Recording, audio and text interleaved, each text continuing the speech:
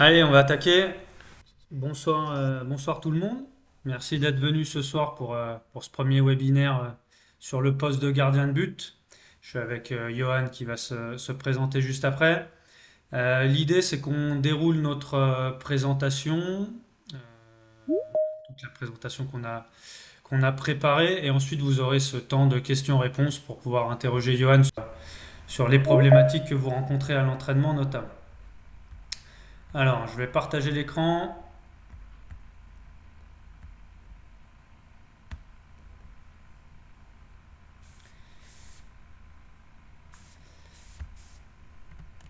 Cox, est-ce que c'est bon? Tout bon?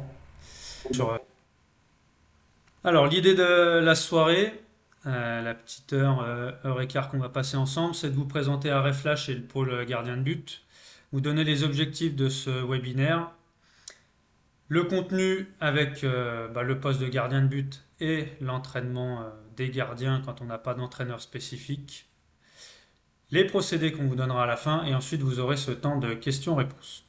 Alors rapidement, je représente Arrêt Flash pour ceux qui arrivent sur le webinaire sans vraiment connaître le projet. Donc, c'est au départ une chaîne YouTube que j'ai lancée en août 2022 à destination des éducateurs parce que je trouvais que le contenu francophone manquait de contenu sur le contenu d'entraînement, sur des philosophies de jeu, les principes.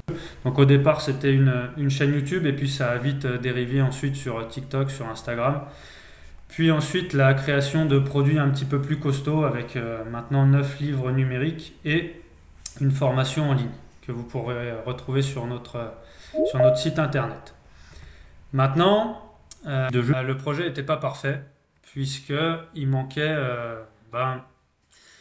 une antenne sur sur un poste majeur d'une équipe, le gardien de but. Moi, clairement, je ne suis pas spécialiste du poste et on n'a fait vraiment aucune vidéo sur le poste parce qu'on n'a pas la compétence de le faire. Donc l'idée, c'était de vous accompagner parce qu'on a eu de nombreux messages sur est-ce que vous allez proposer du contenu sur les gardiens de but, est-ce que vous allez proposer des exercices d'entraînement, qu'est-ce qu'il faut dire à mon gardien, etc. Donc c'est un poste difficile pour les entraîneurs généralistes, moi le premier. Donc on a décidé d'ouvrir ce pôle gardien de but qui va, à partir d'aujourd'hui, fonctionner et permettre de vous donner beaucoup de billes pour l'entraînement du gardien de but. Alors, Johan, il va se présenter juste après. À savoir qu'on a travaillé ensemble de longues années, on est amis et c'était pour moi très très logique que ça soit lui qui gère ce pôle-là puisqu'il est très compétent, c'est un ancien gardien de but. Et il est très compétent aussi bien sur l'aspect gardien de but que l'aspect généraliste, et ça c'est important, qu'on ait, euh, qu'on ait un entraîneur généraliste à la tête de ce pôle. Je vais faire la passe à Johan et ensuite je vais quitter la visio pour m'occuper de l'aspect technique, juste me décaler et je reviendrai pour les questions-réponses. Donc vous inquiétez pas, je suis juste à côté et ce sera Johan qui va piloter la suite. Je vous souhaite un bon webinaire à tous. Merci Romain, bonsoir à tous. Donc Johan Durand, donc comme c'est écrit entraîneur UFAA, donc BEF et DES, et aussi titulaire du CEGB, ancien gardien de but professionnel. J'ai joué quasiment toute ma carrière à Évian-Tonon-Gaillard, pour ceux qui connaissent le club, et puis j'ai été formé au Servette de Genève. Voilà, donc on va commencer le webinaire avec d'abord les objectifs. J'ai construit le webinaire avec l'objectif de répondre à plusieurs questions. Donc tout d'abord, je pense que pour nous, quand on est coach en situation d'équipe, c'est savoir comment agir avec son gardien en séance, puisque l'idée c'est qu'on soit capable de le faire progresser. Du coup, comment préparer un procédé pour les joueurs en incluant un objectif pour les gardiens, donc un procédé ou une séance complète. Ça c'est important. Vous aurez du coup à la fin du webinaire deux procédés qui seront envoyés à tous ceux qui sont abonnés d'Arrêt Flash. Donc on fournira deux procédés sous format PDF d'équipe avec objectif gardien de but. Et puis ils seront disponibles à télécharger en lien avec la chaîne d'Arrêt Flash. Et puis enfin, alors plutôt sur le temps d'échange, mais on pourra aussi évoquer voilà, pourquoi est-ce important de s'occuper des gardiens en séance et aussi en match, mais on va s'occuper des séances et des procédés ce soir. Et quelle relation avec son ou ses gardiens quand on est coach généraliste. Donc voilà, vous l'avez compris, l'idée c'est d'apporter du contenu au coach généraliste que nous sommes, que vous êtes, pour essayer de faire émerger des choses pour vous et pour la création de vos procédés en séance. Donc on est parti, je suis parti de différentes problématiques qu'on rencontre quand on est, et moi-même, hein, en étant ancien gardien, quand je suis coach d'équipe, parfois c'est compliqué même pour un ancien gardien, puisqu'on a pas mal de choses à gérer. Donc j'ai du mal à intégrer mes gardiens, donc comment je peux les intégrer? Je ne sais pas quoi dire à mon gardien, voilà, quel com je peux avoir. Mes gardiens ne progressent pas, donc ça c'est une vraie problématique, puisqu'on souhaite faire progresser tous les joueurs, et gardiens y compris. Je suis focus donc en séance sur un procédé, je suis focus sur mes objectifs pour les joueurs, sur mes joueurs, mais j'arrive pas à observer les gardiens. Voilà, c'est des choses qui peuvent arriver aussi. Parfois les gardiens, et vous avez certainement peut-être vécu s'il y a d'anciens gardiens, ou si vous avez été coach, parfois voilà, on les met pas forcément toujours avec le groupe, des fois un peu à l'écart. Je me sens pas assez précis pour corriger mon gardien en séance. Donc voilà un petit peu toutes les problématiques que j'ai listées, auxquelles on va essayer de répondre ce soir. Voilà, ça sera forcément pas exhaustif. Donc il y a une dernière, pardon. Mes gardiens n'ont pas de séance spécifique la semaine. Donc voilà, je suis dans un club. Mes gardiens s'entraînent toute la semaine avec le groupe, jeunes ou moins jeunes, mais ils n'ont pas de spécifique attitré dans le club. Ils n'ont pas de spécifique gardien, il n'y a personne qui s'en occupe. Voilà, donc comment je peux les intégrer et les faire progresser avec mes joueurs. Voilà, donc c'est pas exhaustif. Il y a bien sûr d'autres besoins. Donc je vous invite à les noter si besoin, et on en parlera, et vous pourrez proposer, en tout cas annoncer vos problématiques à la fin de ce webinaire, de manière à ce qu'on puisse échanger et que je puisse y répondre. Donc comment agir en séance avec ses gardiens et avec son équipe. Donc la priorité déjà, on va essayer d'être synthétique au départ, c'est de mettre en action ses gardiens, ses gardiens. Parce qu'on peut avoir des fois qu'un gardien, on peut avoir plusieurs gardiens. Donc les mettre en action, ça veut dire quoi? Ça veut dire simplement les intégrer. Arrêter de les mettre de côté, on verra après ce qu'il ne faut pas faire. Mais voilà, les intégrer à la séance, contextualiser leur action, ok, on en parlera encore un petit peu après pour préciser, mais plus on va réussir à mettre les gardiens en action en lien avec le contexte match, plus on pourra déjà les évaluer et aussi les faire progresser et que ce soit visible sur les temps de match. Les valoriser, et ils en ont besoin comme pour les joueurs. Donc, je pense que vous le faites tous, mais c'est important de le rappeler quand même. Peut-être que par moment on oublie de le faire, mais en tout cas, voilà, important de les valoriser sur les choses positives qu'ils sont capables de faire, puisqu'on est capable des fois, et un peu trop souvent quand on est coach, de les montrer du doigt quand ils font une erreur. Faut être capable aussi de les valoriser à chaque fois, et je pense de leur donner de la confiance. Et bien sûr, si là on est capable d'aller un peu plus loin, c'est d'enseigner et de corriger. Donc là, c'est aussi ce que je vais chercher à faire ce soir, essayer de vous donner un peu plus de billes, entre guillemets, d'éléments pour pouvoir enseigner, corriger sur des choses un peu plus précises, et en tout cas avec des comportements attendus. Alors on ne verra pas tout ce soir parce qu'il y aura 2 exemples, mais ça sera certainement l'objet d'autres interventions plus tard. Sur les erreurs à éviter en séance, ce qu'il ne faut pas faire, donc ça va un petit peu à contrario de ce que je viens de dire. Envoyer les gardiens s'échauffer en autonomie, donc du coup les mettre à l'écart, pas bon, pas juste du tout, puisque encore une fois, est-ce qu'ils vont être vraiment chauds, est-ce qu'ils vont être capables, suivant l'âge, d'être en autonomie, est-ce que au bout de 2, 3, 4, 5 minutes, ils vont pas faire autre chose plutôt que s'échauffer? Est-ce que ça va pas finir par des tirs au but? Est-ce que ça va pas finir par des grands coups francs? Voilà, donc il y a aussi une notion de s'échauffer. Il y a une notion aussi de les mettre avec le groupe et ne pas les mettre à l'écart. Donc ça c'est important. Euh, Interdire, donc pas faire, ne pas interdire aux gardiens d'agir. Souvent, ça arrive, voilà, je l'ai vécu. Parfois, j'observe des séances où les gardiens ont une règle d'action qui est complètement réduite. Ils n'ont pas le droit de sortir, ils n'ont pas le droit d'avancer, ils n'ont pas le droit de gérer la profondeur, ils n'ont pas le droit de sortir sur les centres. Ils peuvent pas jouer long sur les sorties de balles, ils peuvent pas jouer main-pied sur le foot à 11 par exemple.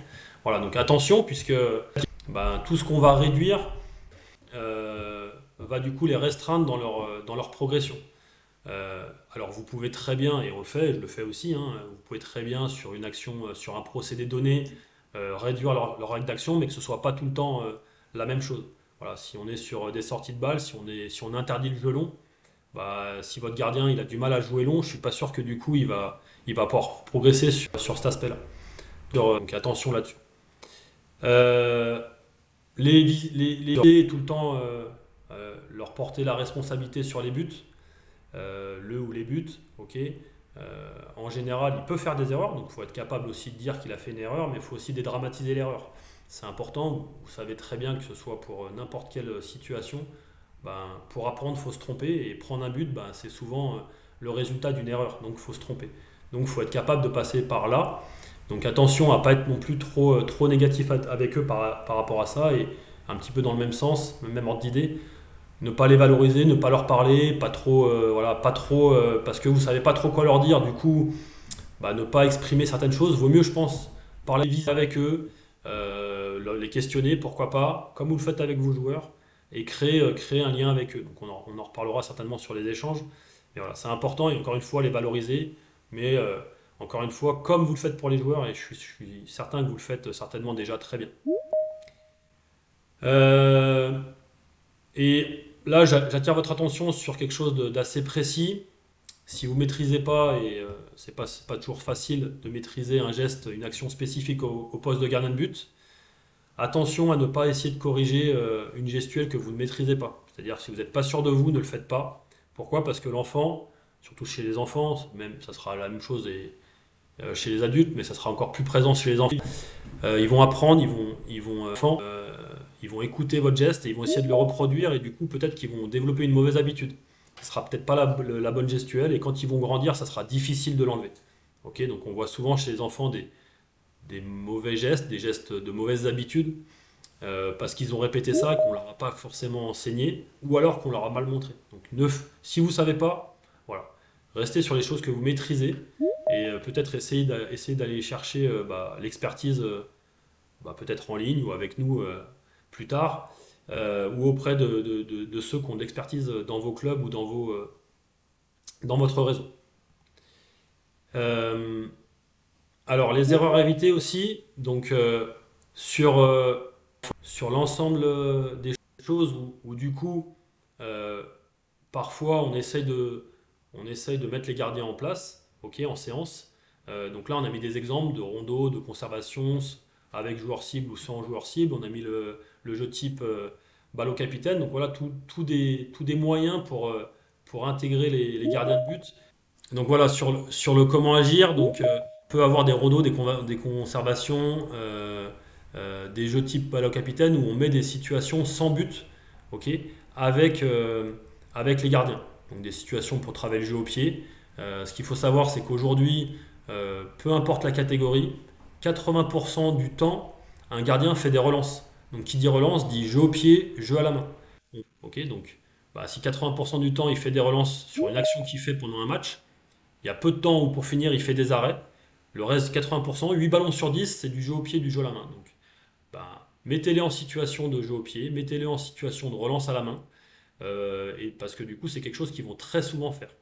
Ok, on a la situation enfin le jeu de la balle au capitaine, où du coup on a les gardiens qui sont en situation, on va dire, de joueurs soutien, ce qui arrive très souvent, et c'est la position qu'ils ont le week-end. Du coup, bah, c'est un très bon jeu, on va dire basique, qui permet de travailler le jeu au pied ou le jeu des relances avec un contexte un peu plus match.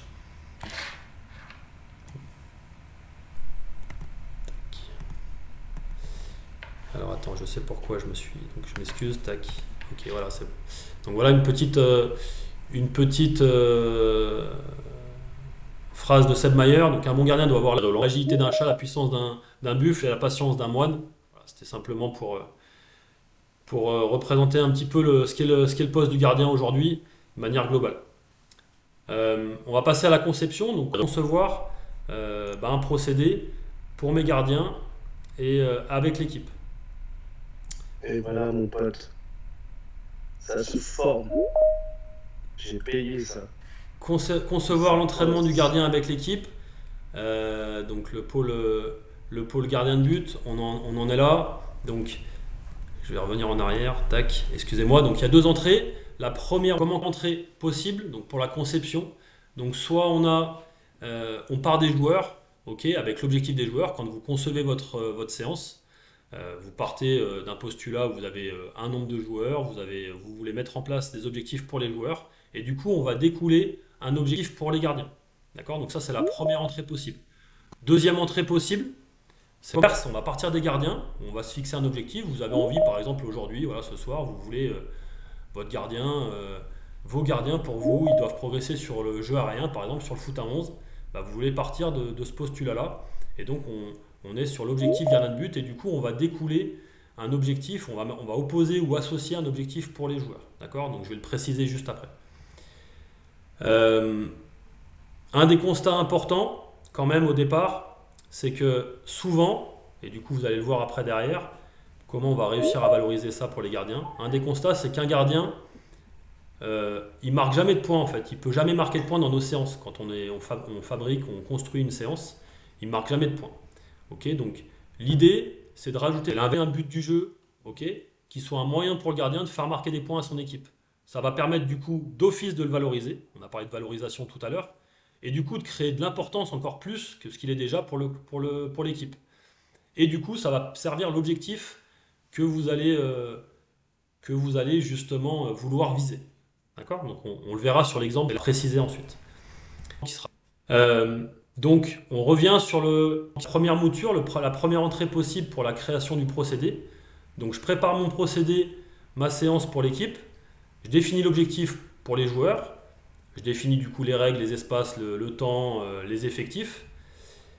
Et en fonction de ça, je vais définir et associer un objectif ou opposer un objectif pour les gardiens. D'accord? Donc quel procédé j'ai pour les joueurs, combien j'ai de gardiens, quelle organisation, quelles règles je veux atteindre avec l'objectif, ok, et quelle structure spécifique je mets aux gardiens. D'accord? Donc si je résume, je pars des joueurs, je définis l'objectif, ok. Quel procédé j'ai pour mes joueurs, j'ai combien de gardiens à disposition, et du coup, quel objectif j'associe ou j'oppose, parce qu'on verra, est-ce que le gardien il est avec l'équipe que je veux observer, ou est-ce que le gardien il va être contre l'équipe que j'observe, et du coup je vais pouvoir opposer. On verra que par rapport au temps de jeu, ça pourra s'adapter. Du coup, pour préciser ça, on a pris un exemple pour que ce soit clair. L'exemple sur l'aspect sur l'optique.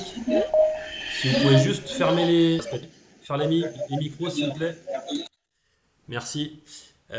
Donc juste l'exemple sur l'aspect tactique. Donc on a pris l'exemple sur le foot à 11. Donc là on est toujours sur la mouture, on part de l'objectif des joueurs. Donc là, thème offensif choisi, créer et utiliser des espaces. Donc ça c'est le thème, je construis ma séance pour mes joueurs. Avec créer et utiliser des espaces. Quel joueur? Thème pour les gardiens s'oppose, s'associe ou s'oppose. Donc il y a différents thèmes qui pourraient s'associer. S'opposer, pas forcément, puisqu'on est sur un temps de jeu, là où on est plutôt sur conserver, progresser pour les joueurs. Donc on va pas mettre le gardien au milieu du terrain en opposition, d'accord? Mais si c'était déséquilibré, finir, par exemple, on pourrait être sur la gestion de profondeur, par exemple. Donc là, on a choisi créer, utiliser l'espace. Donc quel terme, là, s'associerait plus facilement? Donc on va être plutôt sur les relances et quel comportement attendu je le souhaite. Okay, donc concevoir le procédé ensuite, on peut concevoir le procédé ensuite grâce à la définition des comportements attendus qu'on aura définis. Donc là, on est bien parti du postulat et de la création pour les joueurs et on va décliner, opposer ou associer. Donc là, on a choisi d'associer et du coup, ça nous permet de concevoir le procédé.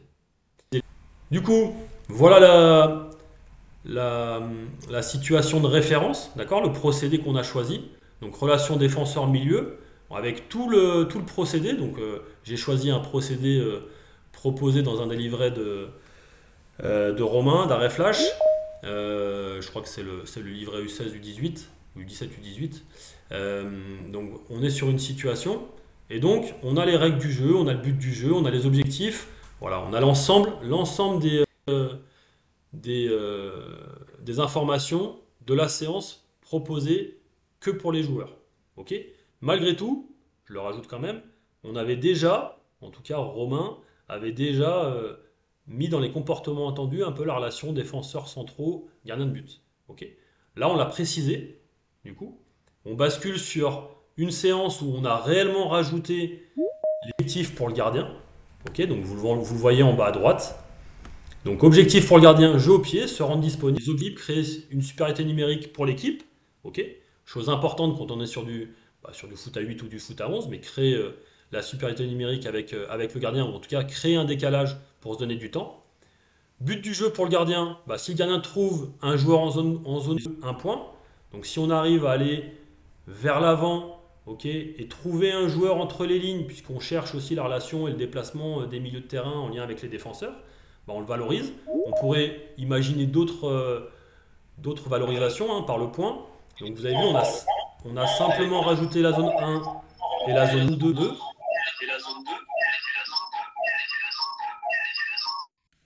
Il y a un écho, voilà, merci. Donc on a simplement rajouté la zone 1 et la zone 2. Si je reviens en arrière sur notre séance de départ, on revient en arrière sur la séance de départ des joueurs, on rajoute, donc on a bien zone 1, zone 2 qui est apparu, ok, et ça nous permet simplement du coup de ne pas changer la structure, et avec les règles qu'on va poser à nos gardiens, d'avoir un objectif. Donc là l'équipe, elle marque à la fois des points, ok, suivant les points qui sont prévus au départ, donc marqué dans un des 3 buts, un point pour les noirs, et les jaunes, marqués dans le grand but, c'est les opposants, donc un point. Donc là, les noirs, ils peuvent marquer à la fois un point quand ils marquent dans un des 3 buts, mais ils peuvent marquer aussi un point grâce au gardien, si on arrive à trouver un joueur interligne dans la zone 2. En sachant qu'on pourrait aussi préciser, si on trouve un joueur en zone 2 via le gardien, et qui joue vers l'avant, on marque un point. À vous de voir par rapport à la complexité que vous voulez mettre, puisque est-ce que c'est intéressant qu'on joue par exemple avec le numéro 6 et qu'on revienne en zone 1, du coup on n'aura pas progressé, est-ce que c'est suffisamment valorisant? Ça c'est à vous de le définir. Voilà. Mais en tout cas tout ça pour vous dire que le but du jeu, du coup il existe pour le gardien et il permet du coup de le valoriser, et du coup forcément de valoriser son geste qui est technique, du coup qui sera la relance au pied. On pourrait choisir la relance à la main, ou du coup il fera que des relances à la main. D'accord? Plus difficile aussi derrière pour maîtriser, est-ce que c'est au sol, est-ce que c'est aérien, etc. Voilà, donc c'est simplement pour vous donner des exemples. Et puis du coup j'ai précisé les comportements attendus.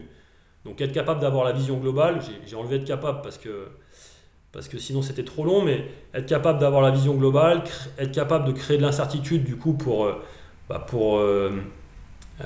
tromper l'attaquant qui vient nous presser, fixer, aspérer l'attaquant, le gardien qui joue très vite mais du coup qui élimine personne, et l'attaquant n'est pas venu et du coup il peut mettre sous pression notre défenseur. Et aussi le geste un petit peu plus technique, où là du coup on va pouvoir, et vous êtes capable en plus de le faire en tant que coach, travailler et corriger l'aspect technique. Donc quelle surface de pied utiliser, est-ce que c'est à l'intérieur du pied parce que c'est une passe plutôt courte ou mi-courte, enfin mi-longue, pardon, parce que c'est coup du pied pour jouer au sol fort et du coup gagner du temps et permettre de justement avoir de l'avance sur le temps de passe derrière pour son joueur. Donc voilà un petit peu, donc vous n'hésitez pas après à poser des questions en lien avec cette situation, mais voilà un petit peu comment on peut l'organiser en partant encore une fois du postulat des joueurs, de l'objectif des joueurs, d'une organisation des joueurs et d'une organisation, pour finir, qui là n'a pas été modifiée, si ce n'est qu'on a mis en place les zones, et avec un objectif pour les gardiens. On passe à la deuxième possibilité. Du coup, la deuxième possibilité, on part des gardiens. Donc, je prépare une séance avec un objectif gardien de but. Okay. Donc, je définis les objectifs des gardiens en fonction aussi du nombre de gardiens que j'ai. C'est important. quels espaces, quelles règles je veux, qu'est-ce que je veux voir chez mes gardiens, donc quel comportement attendu je veux voir. Donc ça, tout ça, c'est grâce aux règles, aux espaces et la définition d'objectifs. Ok. Et je vais, donc du coup, je définis le procédé. Et du coup, je vais opposer l'organisation ou associer l'organisation. Là, c'est l'inverse pour les joueurs. Et donc, va en décliner, va en découler une organisation et des règles pour les joueurs. Donc, c'est ni plus ni moins l'inverse. On part des gardiens et on finit sur l'objectif joueur qu'on oppose à l'objectif gardien ou qu'on associe à l'objectif gardien. Donc, constat, mes gardiens ne sont pas bien placés sur les frappes. Donc là, on est parti d'un constat de départ. Donc la réflexion qu'on pourrait avoir, mes gardiens ne sont pas bien placés sur les frappes. Chaque frappe qu'il y a, ils sont mal placés. Du coup, souvent, ça fait but. Ça arrive souvent. Hein. Le joueur adverse conduit à angle pour s'ouvrir l'angle de frappe. En général, droitier à droite, gaucher à gauche. Qu'est-ce que fait le gardien? Souvent, il vient se caler contre le poteau. Du coup, ça ouvre l'angle opposé. Surtout chez les pauvres petits, du coup, il est mal placé. Et du coup, il y a but. Quel thème on peut travailler en face? Réduction d'angle, fermeture d'angle, être bien placé sur l'axe ballon-but, on en reparlera. Du coup, quel thème pour les joueurs peut s'associer? Donc, il y a plein de thèmes différents, en lien avec du coup la finition. Ça peut être simplement un exercice technique. Voilà, donc là on a choisi une situation tactique, garder le temps d'avance, qui est un exemple. Ok. Donc là on a fait le choix, j'ai fait le choix de prendre non pas le foot à 11 mais le foot à 8 pour que ça parle un peu à tout le monde et pouvoir toucher l'ensemble des coachs ici présents. Donc le thème associé, du coup je vais juste décaler parce que je vois plus l'écran. Voilà, le thème associé pour les gardiens qui s'oppose aux joueurs. Pardon. Tac.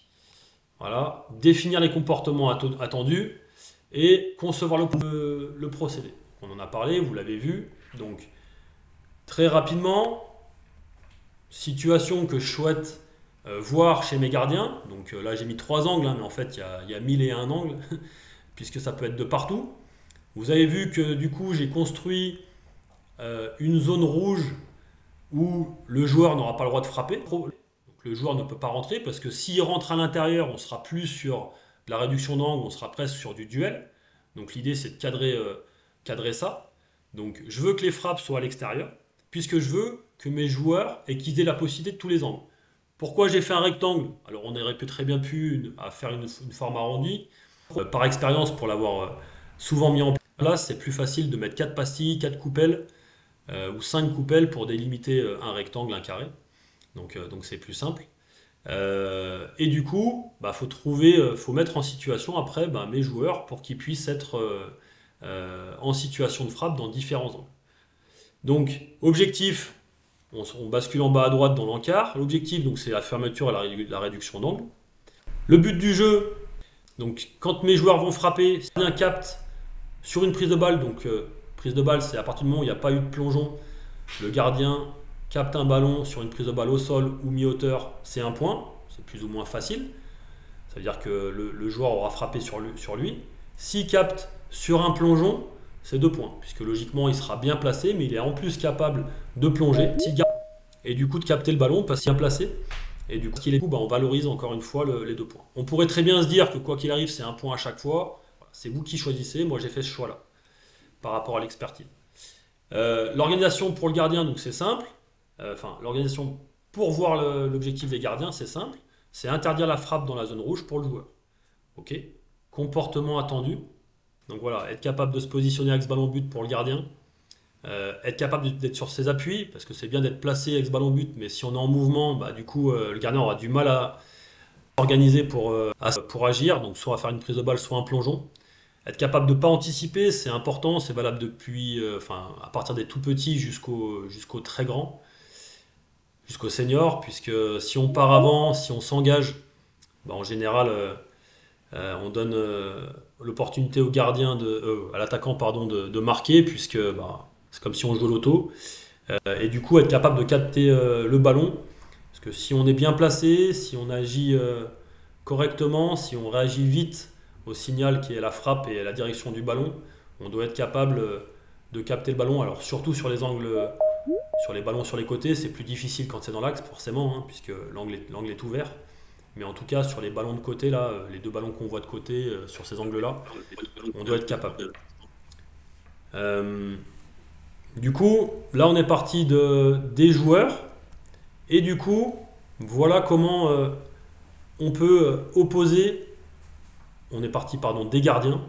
Et voilà comment on peut opposer les joueurs. D'accord? Donc, marquer un but pour le joueur, ok, pour valoriser le temps d'avance. Et du coup, toutes les règles qui en découlent. Et si vous voulez agir sur vos joueurs de manière plus précise et plus en détail. Ok? On peut imaginer encore une fois plein de situations, plein d'exercices différents. Ça peut être simplement un exercice technique sous forme de répétition. Là, on a voulu laisser le temps d'avance, enfin garder le temps d'avance pour les joueurs et du coup associer et opposer un temps gardien de but, enfin un objectif gardien de but face à un objectif joueur. Ok? Donc là, on est d'accord que le gardien, il est contre les joueurs, enfin les joueurs qui doivent marquer, ok, et il est avec les opposants, donc avec les bleus clairs que sont les joueurs. Si on était par exemple, et ça pourrait très bien fonctionner, là on est sur le garder l'avance pour les noirs, on pourrait très bien être sur le temps de jeu inverse, c'est-à-dire gérer l'infériorité numérique par exemple pour les bleus, ok, et du coup le gardien serait associé à l'aspect défensif qui est de s'opposer aux attaquants. Voilà, j'espère que j'ai été clair par rapport aux objectifs gardiens et joueurs. Vous n'hésiterez pas encore une fois à me faire préciser si besoin à la fin dans les échanges. On en est bientôt à la fin de la présentation. L'idée c'est pas que ce soit non plus trop long et trop rébarbatif. Donc si on reprend un peu la chronologie de conception, c'est important de savoir le nombre de gardiens quoi qu'il arrive, qu'on oppose aux joueurs ou qu'on parte des gardiens, puisque comme pour vos joueurs, forcément ça aura une incidence par rapport à la structure de votre séance, de votre procédé. Quel lien je vais avoir les joueurs gardiens de but, donc est-ce que je pars des gardiens ou est-ce que je pars des joueurs, et est-ce que j'oppose et est-ce que j'associe, on en a parlé. Définir du coup les objectifs qui en découlent, donc si je pars des gardiens, qu'est-ce qui découle pour les joueurs, et inversement, je répète, si je pars des joueurs, qu'est-ce qui découle pour les gardiens. Du coup, définir les comportements attendus, très important du gardien de but, c'est ce qui va vous permettre de définir les règles et du coup de les valoriser derrière. Prévoir forcément l'organisation pour qu'on puisse atteindre les objectifs et valoriser. J'ai parlé de valorisation, prévoir les règles, très important. Et encore une fois, je trouve que la valorisation des points marqués, on en a parlé avant, pour le gardien, des fois suffit simplement à peut-être les limites à la com que vous allez avoir. Si en plus vous communiquez et vous les valorisez oralement, c'est génial dans l'animation. Et puis après, si vous êtes capable d'animer, d'enseigner sur les comportements attendus, encore une fois, c'est bien. Et enfin, moi j'aime bien le faire de cette manière-là. Alors vous faites souvent un bilan de comptage des points avec gardien et joueur, enfin avec les joueurs, du coup associer les gardiens. Est-ce que du coup c'est les gardiens qui ont rapporté plus de points? Est-ce que c'est les joueurs? Peut-être les faire coopérer. Pourquoi pas mettre de la compétition, et c'est plutôt bien, entre les gardiens, puisque si on est sur un objectif, un thème technique, enfin un procédé technique, ou même de situation, il y a beaucoup de répétitions, du coup les gardiens peuvent être mis à contribution et on peut les mettre de la compétition entre eux, ils aiment plutôt bien. Voilà, donc vous pouvez travailler aussi avec vos équipes en changeant de rôle, ça marche, ça se fait souvent aussi. Voilà, un coup les attaquants passent défenseurs, donc le gardien pareil, voilà, il peut très bien partir sur une situation avec des gardiens de chaque côté en étant opposés et des fois avec, donc à vous de voir. J'en ai terminé moi pour la partie webinaire de ce soir, donc déjà je vous remercie de l'écoute. Et puis on va revenir et je vais rappeler Romain, il va pouvoir revenir à mes côtés, on va pouvoir, et je vais pouvoir répondre à vos différentes questions. On va se donner, c'est déjà 21h, et on s'excuse encore du petit couac technique, mais c'est comme ça. J'aurais préféré qu'on nous voit, mais on va essayer de remettre la caméra pour voir si ça fonctionne. Et du coup, on va se donner voilà, 15-20 minutes d'échange, de foire aux questions, et de manière cadrée pour qu'on essaye de répondre le plus précisément possible et qu'on soit dans l'échange. Anthony? Oui, je me lance. Oui, je me Vous lance. m'entendez bien? Vous m'entendez Ouais, bien? Très bien. parfait. Oui, Oui, alors je sais pas si c'est je sais pas si c'est dans le thème, moi aussi sur les relances à la main. Moi j'ai appris qu'il fallait toujours relancer sur le côté opposé du jeu de préférence, mais est-ce que c'est quand même une règle qu'on doit communiquer au niveau des gardiens par rapport à la déstabilisation de l'adversaire, sachant que si on répète trop, ça va être prévisible. Alors j'ai envie de dire, alors on n'est pas dans le thème, mais c'est pas très grave, je vais y répondre, mais ça va dépendre des indicateurs. Forcément, est-ce que c'est toujours valable de relancer à l'opposé?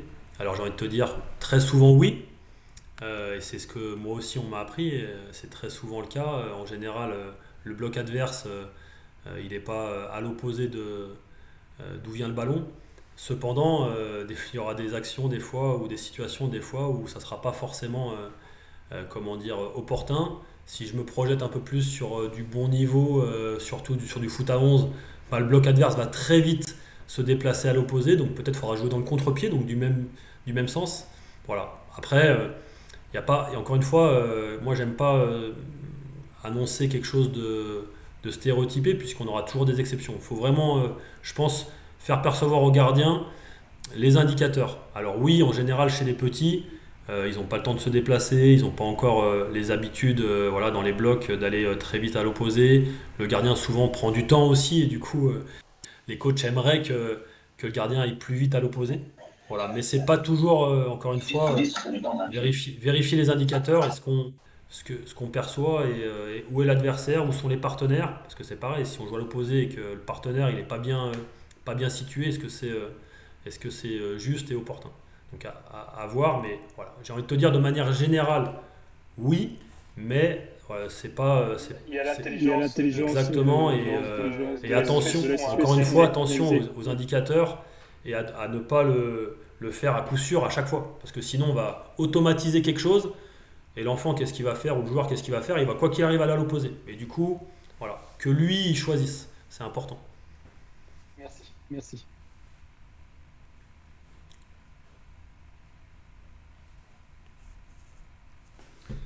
Jocelyn?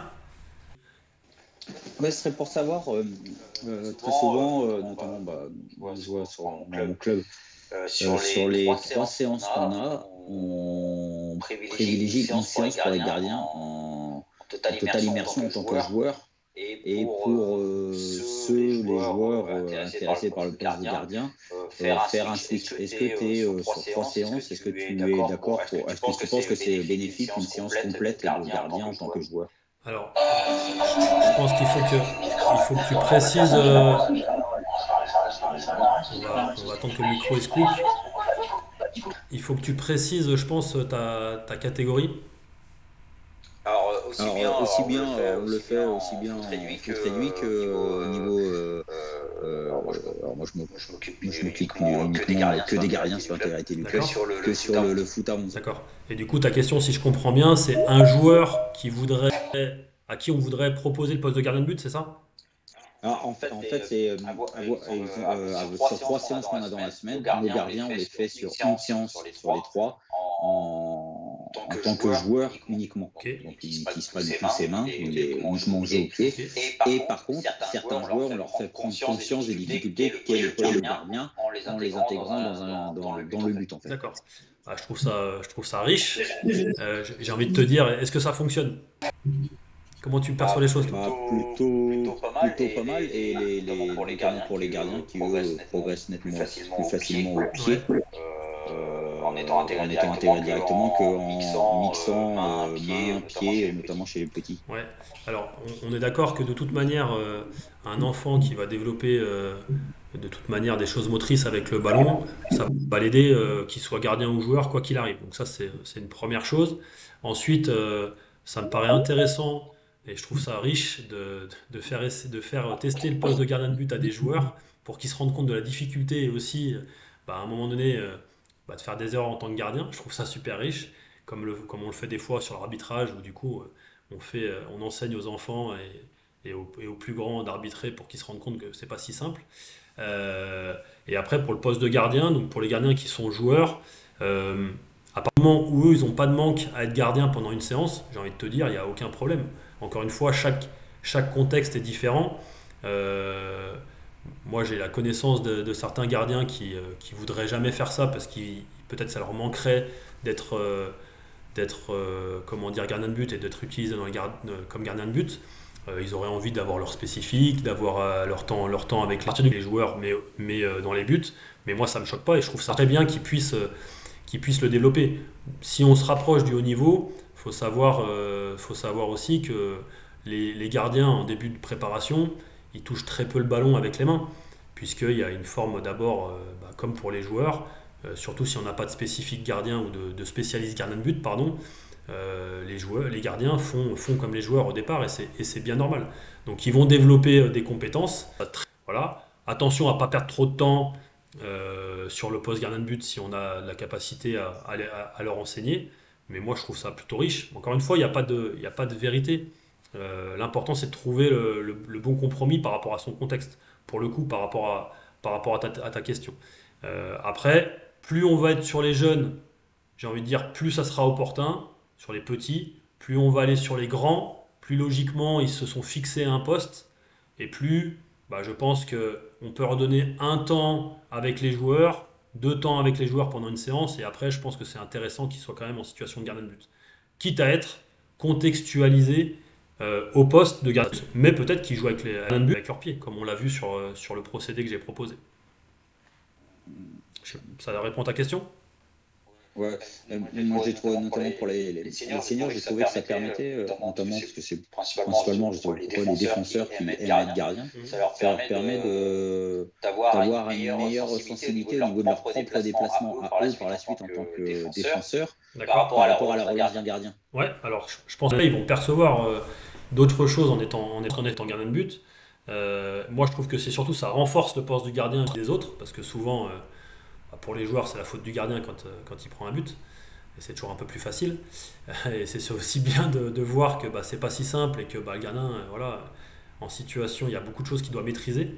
Et en effet, peut-être qu'il va développer, le défenseur va développer des choses sur peut-être qu'il ne percevrait pas pareil en étant tout le temps défenseur. Voilà.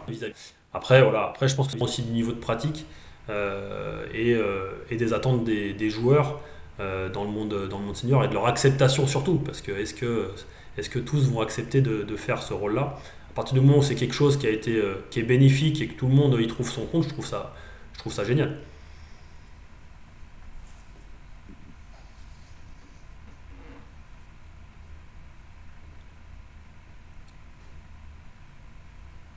John? Jonathan? Bonsoir à tous. Ça dépend.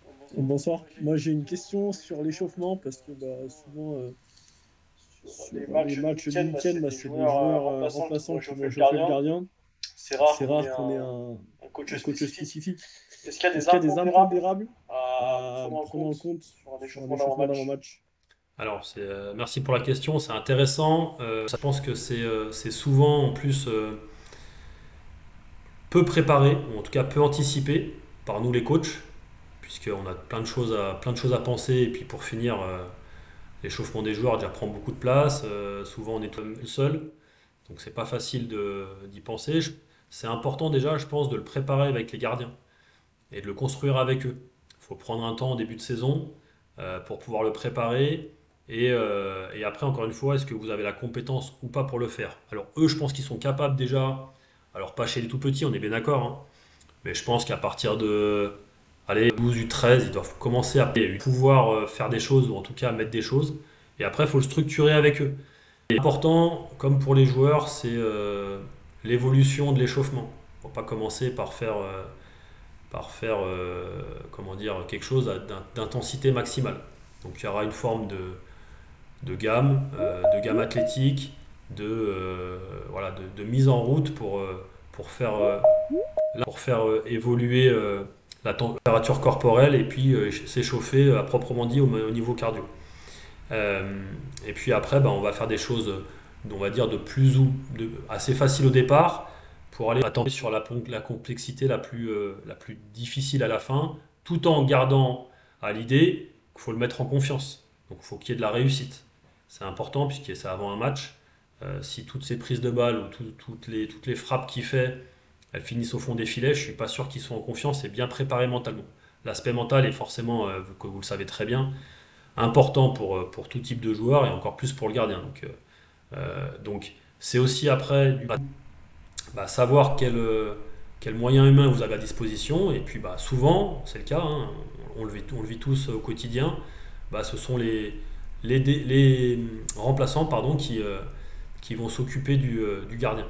Donc c'est important de responsabiliser vos joueurs. Du coup, ok, c'est important de cadrer les choses, parce qu'encore une fois, si c'est simplement toi tu prends l'échauffement et toi du coup t'es gardien de but, tu te débrouilles avec, je suis pas sûr que le petit U11, le petit U12, U13 soit capable, même le petit U14, U15 soit capable, suivant le copain qu'il a avec lui, de lui dire et de s'imposer vis-à-vis de lui.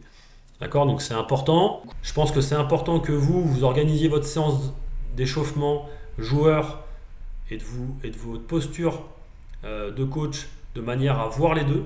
Même si vous avez dans votre champ d'action que les joueurs, vous ayez au loin le champ d'action du gardien de but. Ok ? Quelque chose qui fonctionne très bien, c'est que la moitié du temps d'échauffement, il peut être fait avec les joueurs au départ, puisqu'il y a toute la partie athlétique, il y a toute la partie de mise en route. Il y a toute la partie peut-être technique avec ballon au pied, sur ce qui peut être fait, voire à la main, parce qu'à un moment donné, quand lui il reçoit le ballon, il peut très bien le recevoir à la main, et que ce soit une prise de balle derrière et une relance à la main. Voilà, donc toute cette partie-là peut être faite avec les joueurs, et ça laisse, je trouve, dans le contexte d'équipe, qui me paraît important. Encore une fois, si direct on l'envoie dans la cage avec un joueur, déjà on le met de côté. Voilà. Et puis après, si on a construit correctement, 10 minutes, un quart d'heure à la fin, les 15 dernières minutes, où là du coup c'est un travail spécifique, c'est responsabiliser le ou les joueurs. Je trouve ça bien quand il y en a plusieurs, parce que ça prouve aussi qu'on met de l'intérêt aussi pour le gardien. Et qu'est-ce qu'est un bon ballon d'échauffement ? Je pense que ça c'est simple, vous savez tous. Un bon ballon d'échauffement, c'est quelque chose qui permet au gardien de s'échauffer, qui permet au gardien de toucher le ballon et non pas de se faire plaisir à mettre le ballon en lucarne. Alors ça vous paraît peut-être rien, mais c'est important de le dire et de le cadrer simplement aux enfants, parce qu'ils sont capables de l'entendre et de le réguler. Et puis après, c'est de faire un petit retour. Et si en plus vous avez la vision de l'échauffement du gardien, vous allez être capable de le réguler. Alors peut-être pas pendant, mais peut-être à la fin de l'échauffement, en lui disant écoute, je t'ai vu frapper, tu as mis 5 ballons à côté, j'ai vu parce que tu as voulu frapper fort, 4 ballons dans la lucarne, et du coup le gardien il a touché un bon ballon. Un bon ballon, c'est un ballon qui est dosé, qui est pour le gardien et qui permet de. Après, en construisant aussi l'organisation de l'échauffement, peut-être qu'il peut y avoir des repères pour les joueurs, parce que c'est pas toujours facile pour un petit de viser correctement. Donc on peut mettre des coupelles, le gardien peut mettre des coupelles, donc pareil, si vous l'avez bien construit, il y a 2-3 petits outils que vous pouvez mettre pour qu'il y ait une notion de cible pour le joueur. Parce que mettre un ballon sur un côté au sol, soit c'est au milieu, soit c'est complètement près des poteaux. Donc peut-être mettre une petite pastille ou une petite coupelle sur la ligne, là où on veut le mettre, et le gardien il est capable de le faire, puisqu'il sait le ballon où est-ce qu'il veut qu'il soit pour qu'il puisse correctement s'échauffer. Voilà, Jonathan, je ne sais pas si j'ai répondu à ta question. Pour le jeu. Très bien, merci. Merci à toi. Merci. Enchaîner avec coach James. Oui, bonjour. Je suis entraîneur-chef du NAF Espoir au Québec, au Canada. J'ai une question de façon générale sur le poste de gardien de but. J'ai besoin un peu de conseils là-dessus. En fait, les gardiens de but maintenant de plus en plus, parce qu'ils vont faire le saut entre la post-formation vers le semi-pro, le pro. De plus en plus de gardiens de but qui sont plus petits gabarits se font rejeter, ne se font pas accepter.